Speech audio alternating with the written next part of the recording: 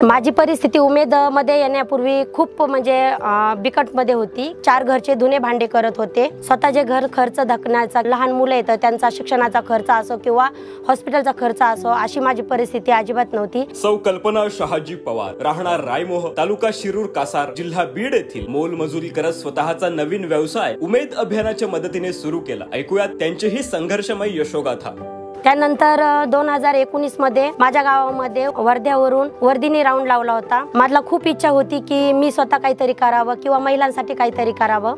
त्यामुळे त्या महिला आल्याच्या नंतर मी त्या महिलांसंग गावामध्ये फिरले, त्यांना गट बनविण्यास मदत केली। गट स्थापन झाल्याच्या नंतर मला फिरता निधी म्हणजे आरएफ आला आमच्या गटाला, त्यामधून मी 3000 आरएफ घेतला। त्यामध्ये मी एक छोटंसं स्टेशनरी, लेडीज स्टेशनरी म्हणून चालू केलं। तर त्यानंतर मी जो सीआयएफ घेतला, त्या सीआयएफ मधून मी 20,000 रुपये कर्ज घेतलं। त्यामध्ये मी काहीतरी वाढवा म्हणून लेडीज मध्ये कापड दुकान चालू केलं। त्यामधून आज माझा जवळपास मी 25 ते 30,000 रुपये महिना कमवत आहे आणि व त्यातून मला वार्षिक उत्पन्न माझं 6 ते 7 लाखापर्यंत होत आहे।